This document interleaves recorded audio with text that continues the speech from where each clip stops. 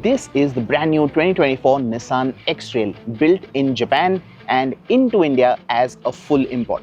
Of course, it's large on size, presence and tech, but because it is a CBU, it is going to be large on price as well.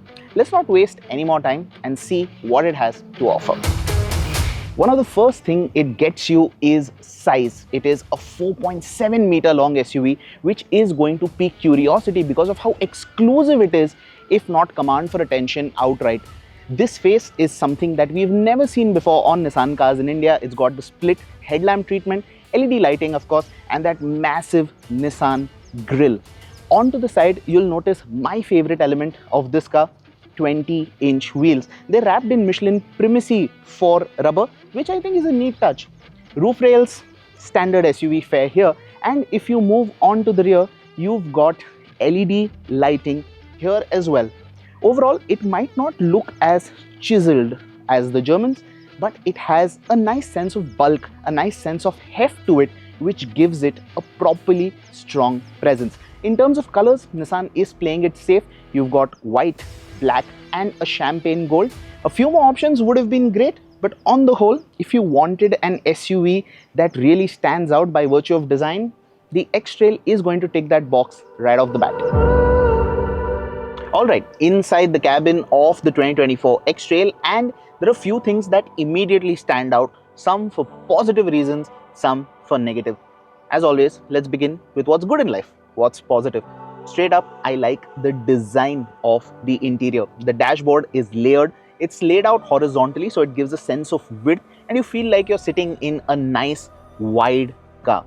What also stands out for me is the quality of materials that are used. It's expected in a vehicle that is supposed to cost as much, but the choice of materials here is genuinely quite good. You've got nice, squiggly plastic up on top. You've got a nice leather wrap on the dashboard with some stitching going on, and even this metallic colored insert looks quite nice. The black, chocolate, metallic color theme that's going on gives it a nice premium vibe. The second thing I really like about the front half of the X-Trail's cabin is the sheer practicality. The doors have sizable bottle holders. You've got two large cup holders here. There's a wireless charging tray here, and if you look here, you've got a nice tray here that you can probably hide your kid's iPad in, and you've got a deep cubby hole in the armrest with these butterfly doors, as Nissan likes to call it. Feels very BMW if you ask me, and it shuts with a very nice reassuring click. The glove box, yeah, that's kind of tiny, but other than that, on the practicality front, the front half of the X-Trail is quite sorted.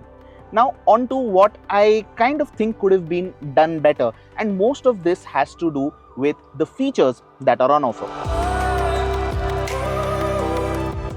In terms of features, the Nissan X-Trail is getting the basics spot on, but sadly, other than the basics, it isn't really doing much. There's no exclusive or standout feature to make you go wow. It is again what you expect from a car that costs as much. The highlight for me is this digital driver's display here. Great clarity, great resolution, but sadly limited in what it can do.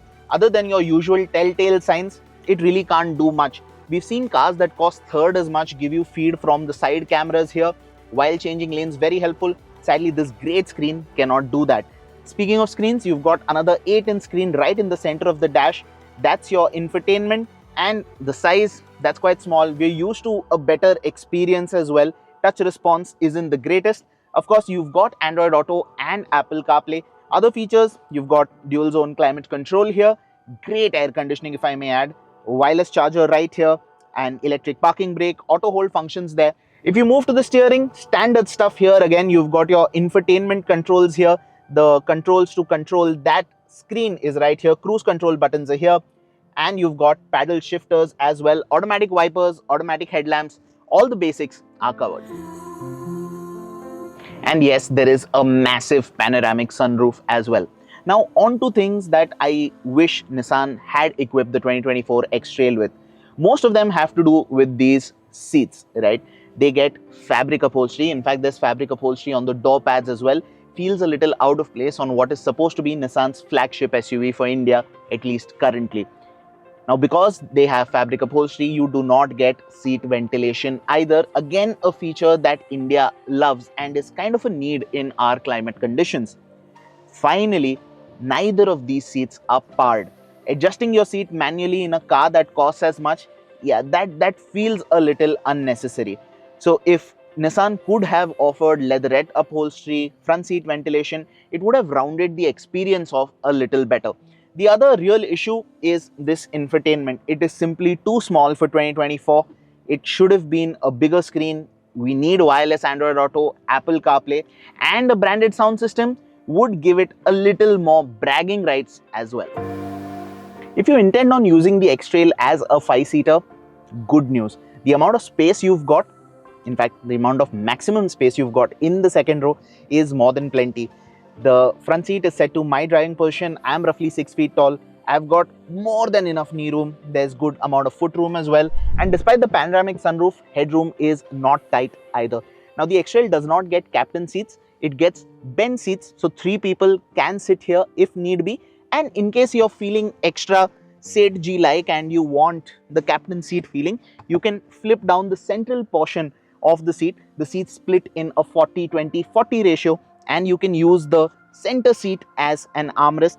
You've got a phone storage and a couple of cup holders here as well. Rear AC vents, a Type-C charger, a Type-A charger, and you've got a nice little spot lamp here. What I'm missing here is a sun blind. Given the window area, a sun blind would have been nice. It's great for privacy too. But as a car to be chauffeured around in, the X-Trail is not short on space in the second row, that's for sure. And if you intend on using the X-Trail as a family car, the second row, of course, can be adjusted. So depending on who's driving, you can tailor the amount of space you've got so that you can make room for people in the third row. Alright, if you plan on using the third row, a couple of things you need to know. These seats do not have a one-touch tumble functionality, so getting in and out of the third row is a task. Also, the third row can't really be used by full-sized adults, whether it's for short journeys or long, because the amount of space there is simply inadequate. Now, this is the bare minimum space I need in the second row. Behind me, you've got space enough only for a child. Also, if you notice, the backrest height is very small. So if you are a large person, you've got absolutely no support near the shoulders. So I'd recommend those seats only for kids or possibly your pets. Remember, if you're traveling with the whole family, carrying all their luggage is going to be a task. As a 7-seater, the X-Trail's got enough room for 2 cabin-sized trolleys, maybe a backpack here and there. But I'd much rather use the X-Trail as a spacious 5-seater because it also lets me use this massive boot. The seats fold down flat and you can carry the entire house with you if you want to. And one last thing, no power tailgate. Why? The Nissan X-Trail gets a 1.5 litre 3-cylinder turbocharged petrol engine. It makes 163 horsepower, 300 Nm of torque. Not the most exciting sounding numbers, I know. And yes, when you do drive it, this isn't the most exhilarating SUV to drive. If you compare this with the 2 TSIs from Skoda and Volkswagen, yes, it is a little down on the fun factor. But it is one of those cars that you will enjoy driving, especially if you enjoy driving in a relaxed manner. At low speeds, even when you breathe on the throttle, the car makes progress seamlessly. In fact, what really stands out at low speeds is the sheer silence with which this engine operates. You'll never be able to figure out that there's a 3-cylinder engine under that bonnet. In fact, it almost feels EV-like at some points. Now, when you demand more performance from it, it takes a while to get going, but it does pick up pace quite nicely. And the gearbox, even though it is a CVT, it tries to mimic a conventional gearbox where it gives you upshifts, where it is dropping revs every now and then so that you feel like you've gone through the gears. So Nissan has tried to build in some amount of engagement, some amount of fun there. And this is one car, like I said, that you will enjoy driving in a very relaxed manner. As far as road trips are concerned, I think this car is something you will enjoy taking out on those long drives with the family. At 100, 120, you'll be absolutely cruising down in silence, and this engine will be very happy chugging around 2000 RPM. Now let's talk about the ride quality. Of course, the X-Trail is riding on gigantic 20-inch wheels, so you expect it to be a little firm, which it is, but it is never to the point of being uncomfortable. Over really broken roads, you will feel the surface inside the cabin, but otherwise the cabin is a really comfortable place to be.